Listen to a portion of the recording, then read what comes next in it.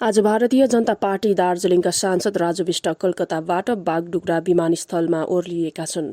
सांसद विष्ट विमानबाट ओर्लिनेको साथै उपस्थित पत्रकारहरूलाई सम्बोधन गर्दै उनले दार्जिलिङ पहाड़को गोर्खाहरू आपसमा एक भएर बस्नुपर्ने आह्वान गरेका छन्। साथै उनले राज्य सरकारले पहाड़मा तोर अनि राज गर नीति अपनाएर गोर्खा समुदायलाई 16वटा विकास मोड दिएर जात जातमा विभाजित गरेको आरोप लगाउँदै वर्तमान राज्यकी मुख्यमन्त्री सुश्री ममता ब्यानर्जीले पहाड़का गोर्खाहरूलाई टुक्रा टुक्रा बनाएर अवैध प्रकारले पहाड़मा हुकुमत चलाइरहेको गम्भीर आरोप लगाएका छन्। मेरा नमस्कार और आज के इस छोटा सा जो प्रेस वार्ता है इसमें मेरे साथ शक्ति सिंह जी जो भारतीय जनता युवा मोर्चा के आप एनईसी मेंबर हैं और आप मूलतः उत्तर प्रदेश के रहने वाले हैं। दार्जिलिंग के सांसद होने के नाते मैं उनका इस पुण्य भूमि वीरों की भूमि में आपका स्वागत करता हूं और इसी के साथ मैं एक आपके माध्यम से ये सिक्किम और दार्जिलिंग को जनता को ये अवगत कराना चाहता हूं कि अगले 4 दिन तक देश भर के युवा चुने हुए 30 युवा सिक्किम की यात्रा में रहेंगे और भारतीय जनता युवा मोर्चा इस पूरी यात्रा को करवा रही है और देश भर में तमाम शहरों में ये यात्रा हो रही है और इस यात्रा को हमने सुशासन यात्रा और भारत दर्शन का नाम दिया है। ये कोई टूरिज्म के लिए घूमने या टूरिस्ट की यात्रा नहीं है।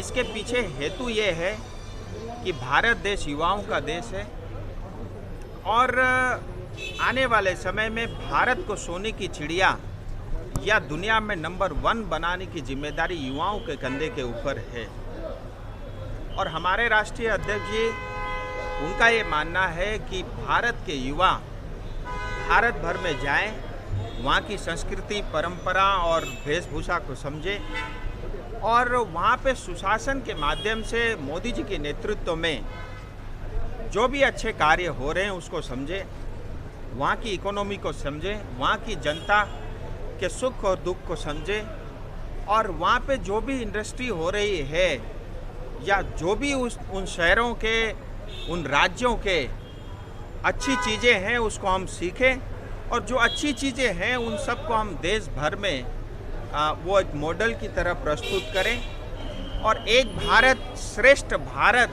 की जो मोदी जी का संकल्प है उसको सार्थक करने में युवा मोर्चा बढ़ चढ़ कर हिस्सा ले। मैं ऐसे तमाम युवा मोर्चा के युवा साथियों का स्वागत करता हूं और मुख्यमंत्री जी करती हैं।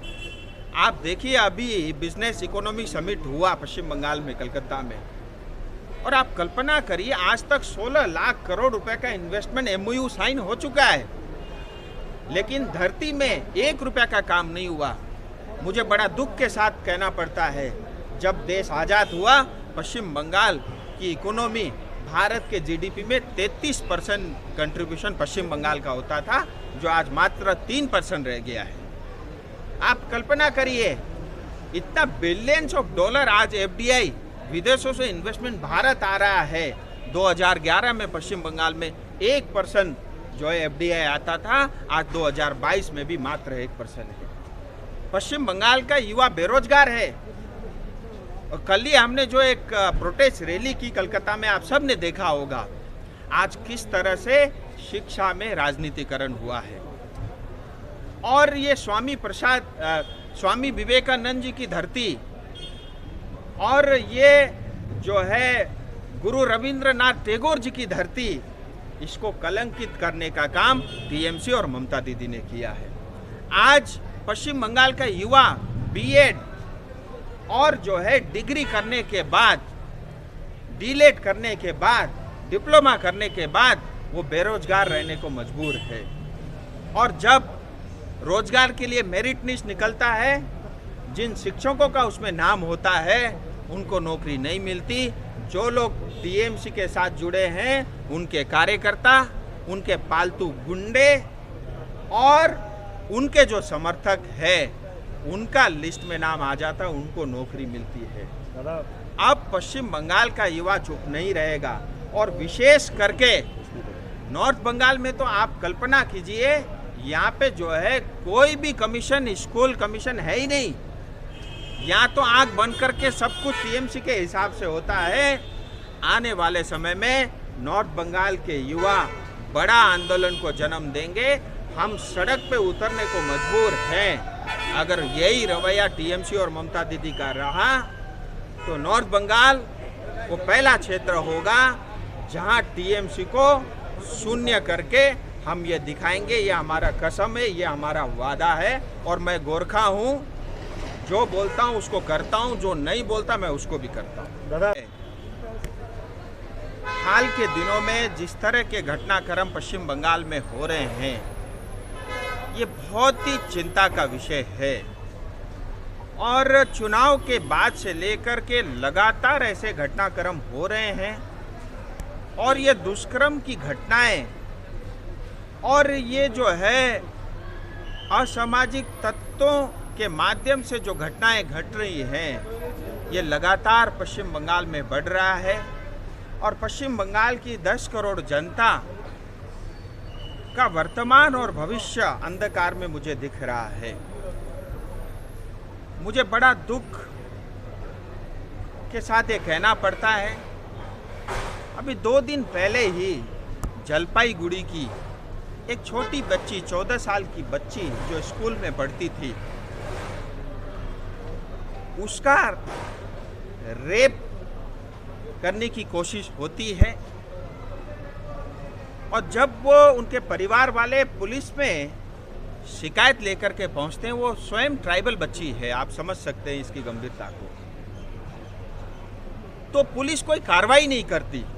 और जैसा पुलिस का पश्चिम बंगाल में रवैया रहता है, जो एटीट्यूड रहता है, रफा दफा करने का जो उनका स्टाइल है, उसके कारण उस बच्ची को अपना जान बचाने के लिए आग में अपने आप को जला करके अपनी हत्या करनी पड़ी।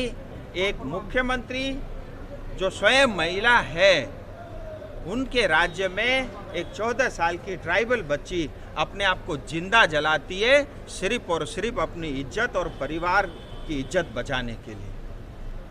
और मुख्यमंत्री सजानो घटना, लव अफेयर, ऐसे छोटे छोटे तुच्छ शब्दों का प्रयोग करके जनता का, पश्चिम बंगाल की नागरिक का अपमान करती आए थे। और आज पश्चिम बंगाल की स्थिति देखिए, लॉ एंड ऑर्डर किस तरह से चरमराई हुई है। कल ही जो है 5 बच्चे मालदा के अंदर में क्रिकेट का गेंद समझ करके उससे खेलते हैं और वो बम निकलता है, जब वो फटता है तो 5 बच्चे घायल हो जाते हैं। ये बम, बारूद, बंदूक की फैक्ट्री, और पश्चिम बंगाल में एक ही एमएसएमई ऐसा है जो ग्रोथ पे है, वो है बम बनाने का, बारूद बनाने का और बंदूक बनाने का एमएसएमई। एक गृह मंत्री जी का 3 दिन का दौरा पश्चिम बंगाल का है। वो 1.5 दिन करीब नॉर्थ बंगाल सिलीगुड़ी में रहेंगे, रात्रि विश्राम भी उनका सिलीगुड़ी में होगा और यात्रा के दौरान सांगठनिक बैठक भी होगी, कार्यकर्ताओं को संबोधित भी करेंगे, सिलीगुड़ी में एक पब्लिक रैली भी होगी और इसके अलावा भारत के गृह मंत्री होने के साथ वो यहाँ की लॉ एंड ऑर्डर की सिचुएशन और यहाँ की नॉर्थ बंगाल की जनता के साथ हो रहा भेदभाव और यहाँ पे होने वाले विकास कार्यों की समीक्षा भी करेंगे। हम सब जानते हैं दार्जिलिंग 4 इंटरनेशनल बॉर्डर से लगा हुआ यह इलाका है और जिस तरह से आए दिन मालदा या सिलीगुड़ी में जो बम मिल रहे हैं, जिस तरह से रोहिंग्यास रोज पकड़े जा रहे हैं, यह हमारे लिए बड़ा चिंता का विषय है। और चिकन्ने क्षेत्र को, सिलीगुड़ी को हम सिर्फ टीएमसी या ममता दीदी के सहारे नहीं छोड़ सकते और इन सब की भी समीक्षा होगी। मैं तो बार बार ये मांग करूंगा, पश्चिम बंगाल को बचाइए। असल में भारतीय जनता पार्टी, हम सिद्धांतों की राजनीति करते हैं। इस सिद्धांत के राजनीति के करने के साथ हमारे साथ एक समस्या ये भी है, आज अगर कांग्रेस की राज्य में सरकार होती, कम से कम 10 बार इस सरकार को बर्खास्त कर चुकी होती। लेकिन हमें जो शिक्षा मिली है, हम जिस सिद्धांत की राजनीति करते हैं, लेकिन मेरा फिर भी आपके माध्यम से भारत के राष्ट्रपति, प्रधानमंत्री, गृह मंत्री, सभी वरिष्ठ नेताओं से, चाहे बीजेपी के हों चाहे विपक्ष के हों, मैं उनको हाथ जोड़कर ये निवेदन करता हूँ, बंगाल की स्थिति बहुत भयानक है। यही स्थिति रहा, या तो ये ग्रेटर बांग्लादेश बनेगा या भारत का ये दूसरा कश्मीर बनेगा। इसको बचाना भारत के लिए बहुत अनिवार्य है। मैं यही आपके माध्यम से कहना चाहता हूं कि आप इस टिप्पणी की गंभीरता को समझिए। अगर गृह मंत्री जी ये कह रहे हैं कि बंगाल में कोई भी व्यक्ति जाता है तो उसको जान गंवानी पड़ती है, मैं मजाक में अपने युवा मोर्चा के सभी साथियों को कई बार कहता हूँ, भैया बंगाल आ तो रहे हो, रिटर्न टिकट मत ले लेना, अभी पैसा खर्च मत करना, बच गए तो वापस जो है टिकट काट लेना। ये वास्तविकता है। और ये हम आने वाले समय में आप देखिए, इसको लेकर के हम बड़ा आंदोलन करेंगे, देश भर में जाएंगे और देश भर में जाकर के बंगाल को बचाने की, आप देखिए ये वो धरती है, ये पुण्य भूमि है, ये पवित्र भूमि है, वीरों की भूमि है, इसको कलंकित किया है। मैं इतना ही नहीं, 300 से ज़्यादा युवा मोर्चा के कार्यकर्ता देश भर से पश्चिम बंगाल में आए हैं। जितने जिलों में आएंगे, जितने जिलों में ये हिंसा हुई है, जहाँ हमारे कार्यकर्ता की मौत हुई है, उन सब के परिवार से मिलने की एक बड़ी योजना भी युवा मोर्चा कर रहा है। माननीय प्रधानमंत्री जी से मुख्यमंत्री का मीटिंग है कोविड के बारे में, क्या कहेंगे?